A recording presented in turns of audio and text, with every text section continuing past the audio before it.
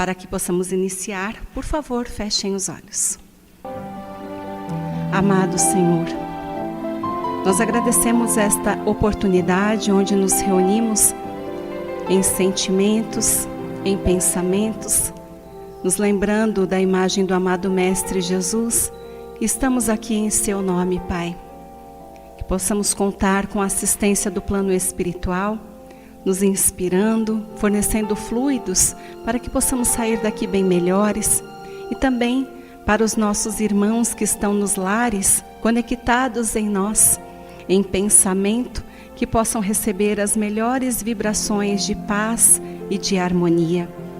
Que nesta noite possamos receber as instruções, as informações do plano espiritual e sairmos daqui celebrando, jubilosos o Seu nome e todo o Seu amor por nós. Que eu possa contar com o amparo do meu mentor Erasmo Gurgel no trabalho desta noite. Graças a Deus, graças a Jesus. E a palestra de hoje tem como tema: o reino dos céus está dentro de nós. Nós iniciamos com o livro As Parábolas, de José de Souza e Almeida. Este escritor nos informa que reino de Deus e reino dos céus significa a mesma coisa.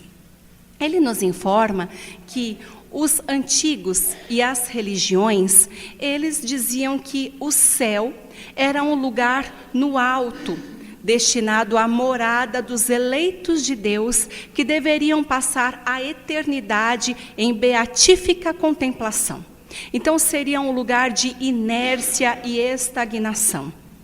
Para estes antigos, o céu era constituído de 7 céus, em escala ascendente, em conformidade com o poder espiritual e a santidade destes eleitos. Sendo assim, o último grau, a última escala, seria então a felicidade suprema. Para Ptolomeu, um importante astrônomo, o céu era constituído de 11 céus, assim como para os muçulmanos eram 9. Então, o céu deles com 9 escalas. Jesus também vai falar do céu, do reino de Deus, em diversas passagens evangélicas. E o que Jesus fala serve como sentido objetivo, mas também como um sentido subjetivo. Do ponto de vista objetivo, este escritor explica que se trata do mundo exterior. Júlia, por favor, tira para mim. Meu irmão que chegou agora pode se sentar aqui na frente. Imagina. O mundo exterior são os diversos mundos do universo. Então, quando Jesus fala destes mundos, nós podemos interpretar pelos lugares felizes, em se tratando dos mundos de regeneração, mundos felizes, mundos celestes ou divinos. Também os lugares de choro e ranger de dentes, que tratam dos mundos primitivos e dos mundos de expiação e prova, como é o caso do nosso planeta Terra. Ele ainda informa que para alguém que sai de um mundo de expiação e prova, como a Terra, e adentra um mundo de regeneração, para esta pessoa é como estar adentrando o próprio céu. Em um trecho, eu não informei o sentido subjetivo que Jesus explica. Então, no sentido subjetivo, estes mundos querem se tratar dos mundos interiores. Então, informando que esta pessoa pode ter este mundo feliz, este reino dos céus dentro dela, a partir de uma consciência tranquila, coração sereno, a mente estando em paz. É quando ela encontra o amor, a fraternidade, a bondade, a fé dentro de si mesma. Agora sim, passando para um trecho de Lucas, capítulo 17, versículos de 20 a 21. quando foi interrogado pelos fariseus sobre quando deveria vir o reino de Deus, Jesus então responde que o reino de Deus não deveria vir com aparências exteriores, e nem diriam, ei-lo aqui ou ali, porque o reino de Deus está dentro de vós. No livro Em Torno do Mestre, Vinícius nos esclarece que o reino de Deus está em nós. E no Evangelho de Mateus, capítulo 6, versículo 33, antes de tudo, devemos buscar o reino de Deus, e todas as demais coisas nos seriam dadas por acréscimo. Mas como será que nós podemos encontrar aquilo que de fato está em nós? Então Jesus nos traz uma série de parábolas. Na parábola do tesouro escondido, contida no Evangelho de Mateus, capítulo 13, versículo 44. Um homem, então, consegue encontrar um tesouro que está oculto no campo e, movido de grande gozo, foi vender tudo o que possuía para adquirir aquele tesouro. E aí, Vinícius fala que o reino de Deus está em nosso espírito, oculto e ignorado. Possuir e ignorar é como não possuir. Ter alguma coisa e não saber que tem é como se você não tivesse, por isso a necessidade de procurar. Mas é de inestimável valor este tesouro ou reino de Deus, e quem o descobre o coloca acima de tudo, de qualquer coisa. Ainda no Evangelho de Mateus, capítulo 13, versículos 45 e 46, a parábola da pérola. O reino de Deus é semelhante a um negociador de pérolas, que encontrando uma de alto valor, foi vender tudo o que possuía e a comprou. E aí Vinícius nos diz que o reino de Deus em questão está simbolizando as energias e as faculdades que nós temos latentes dentro da nossa alma. Então, é como uma força suprema que nós temos dentro de nós mesmos.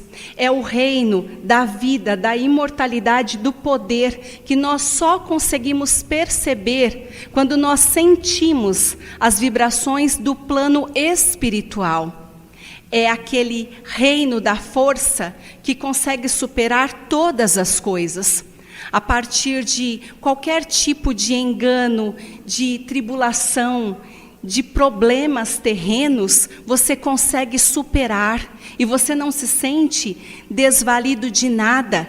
Você se sente amparado, você suporta e consegue superar aquelas dificuldades, porque você encontrou dentro de si esta fortaleza, que está relacionado com a vida espiritual. Mas ele traz ainda outra parábola. Mateus 13, versículos 31 e 32, é a parábola do grão de mostarda. E Jesus diz, o reino de Deus é semelhante a um grão de mostarda, a um grão que foi semeado no campo por um homem. É a menor de todas as sementes, mas ao haver crescido, se torna a maior das hortaliças e pode se transformar numa árvore. E as aves dos céus formam os seus ninhos em seus ramos.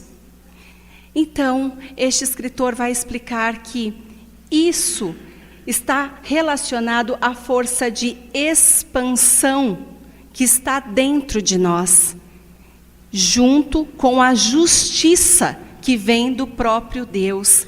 Então, tudo isso já está em mim, mas quando eu creio nisso, eu me fortaleço nisso, e aí eu consigo crescer e me transformar como se fosse uma belíssima árvore.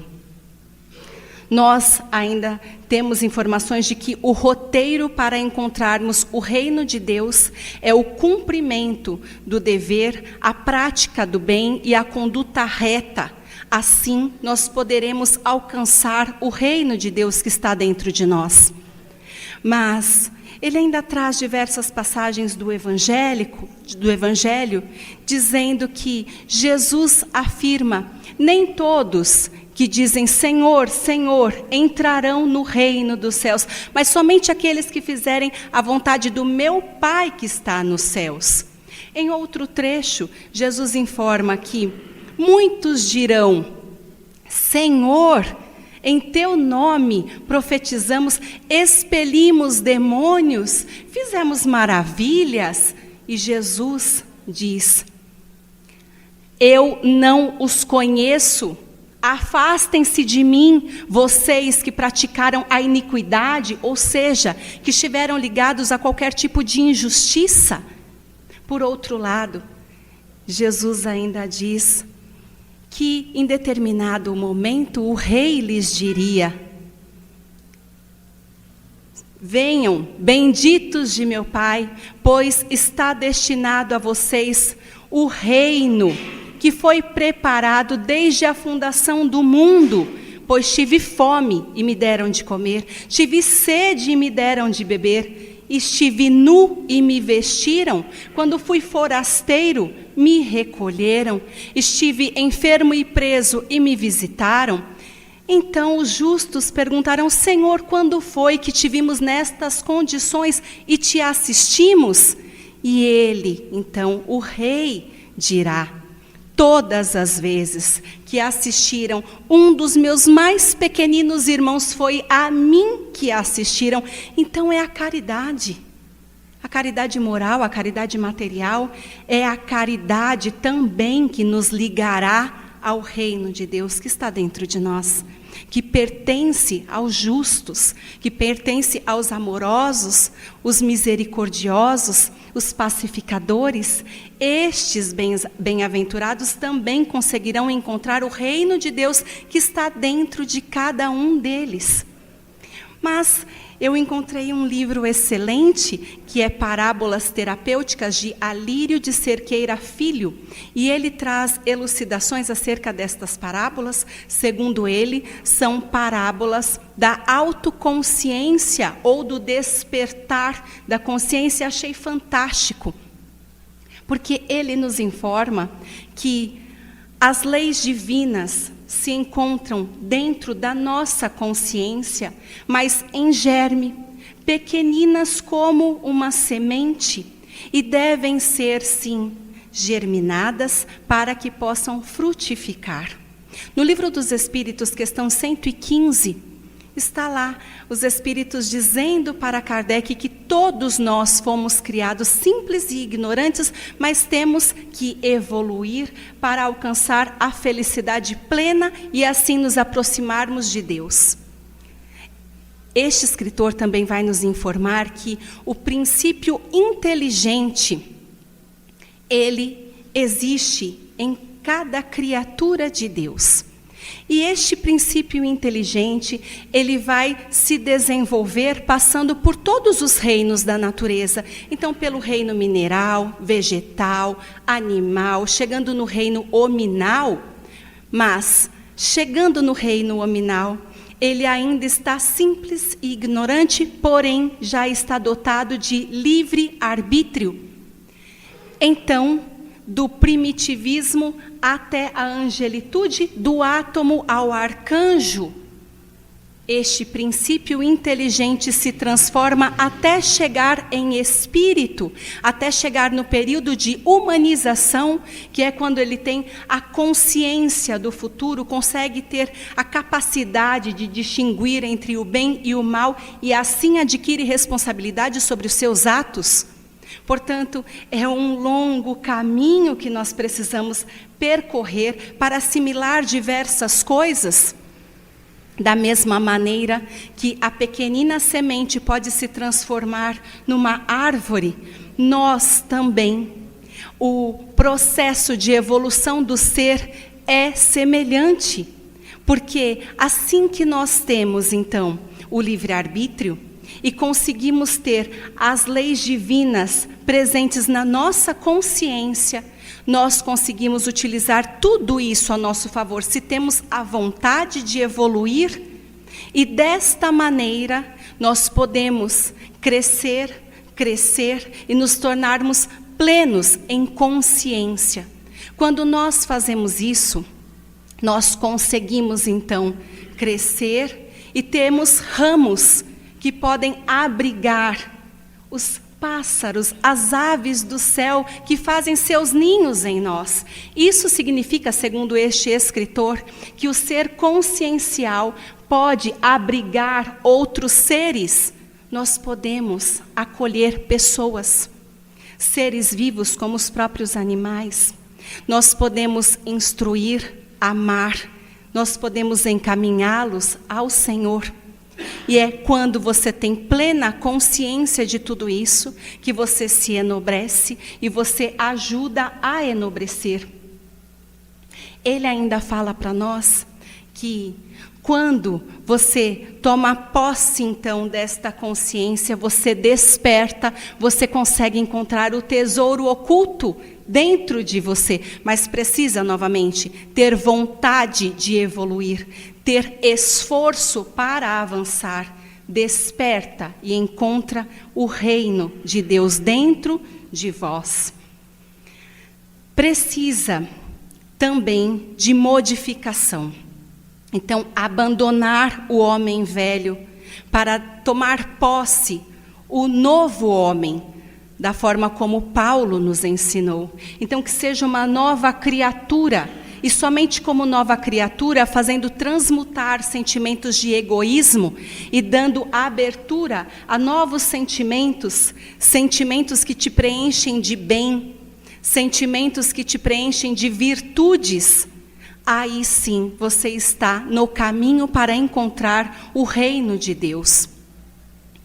Desta maneira, este escritor fala para nós que com autoconhecimento e autotransformação, nós conseguimos, com esforço constante, nos transformarmos numa pessoa muito melhor, numa pessoa mais virtuosa.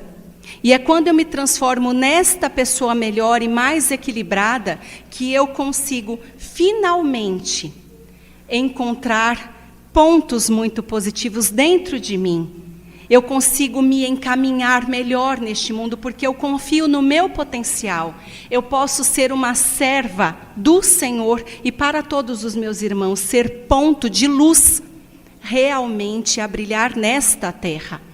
É desta maneira que eu me edifico e consigo encontrar o próprio Deus em mim.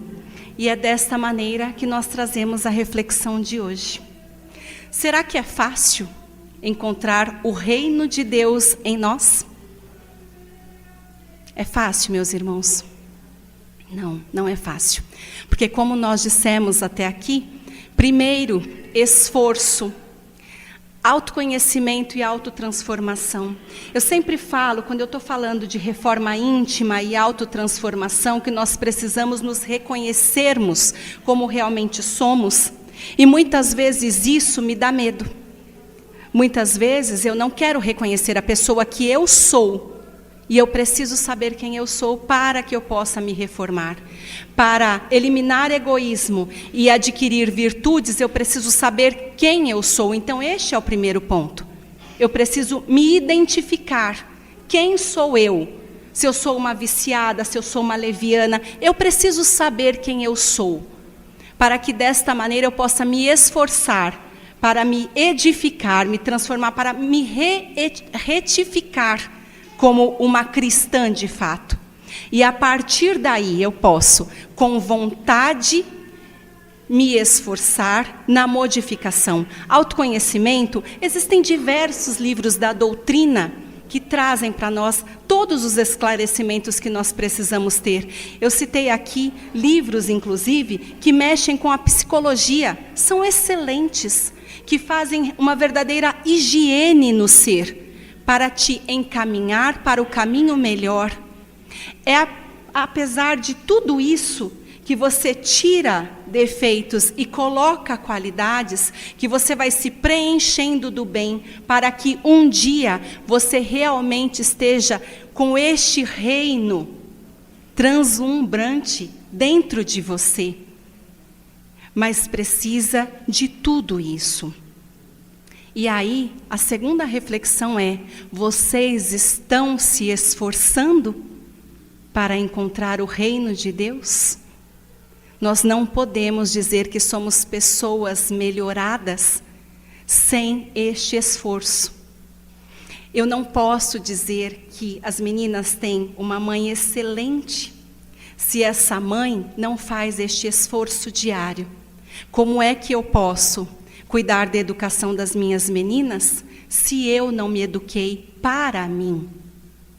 No mundo, como é que eu posso promover uma educação moralizadora das meninas se eu não sou uma pessoa moralizada neste mundo? Vejam que não tem como uma coisa existir sem a outra. Eu preciso alcançar o reino de Deus. Sem Ele, será sempre provas e expiações. Será sempre sofrimento e dor, será sempre lugar de choro e ranger de dentes. Mas a partir do nosso esforço ativo já nesta vida, quem sabe, em pouco tempo, não poderemos adentrar o próprio céu quando estivermos mudando de mundos de provas e expiações para um mundo de regeneração. Eu agradeço muitíssimo a oportunidade que me foi dada. Para que possamos finalizar esta palestra, por favor, fechem os olhos e vibrem comigo em pensamento. Nós agradecemos ao amado Mestre Jesus por seu Evangelho glorioso, por todas as respostas que nós temos encontrado em seu Evangelho glorioso. Mas nós agradecemos muito por nossos irmãos espirituais que estão aqui, nos intuindo para encontrarmos o reino de Deus que está dentro de nós, latente, aguardando para ser encontrado como um verdadeiro tesouro que está oculto. Nós agradecemos por Erasmo, por estas informações, e pedimos, ó Pai, ó meu Senhor, que eu possa confiar em Ti, nos Teus desígnios, que eu possa me mover para Ti, Senhor, e que eu possa encontrar este reino que o Senhor depositou dentro da minha alma e chegar até Ti com todo o meu esforço. Graças a Deus, graças a Jesus.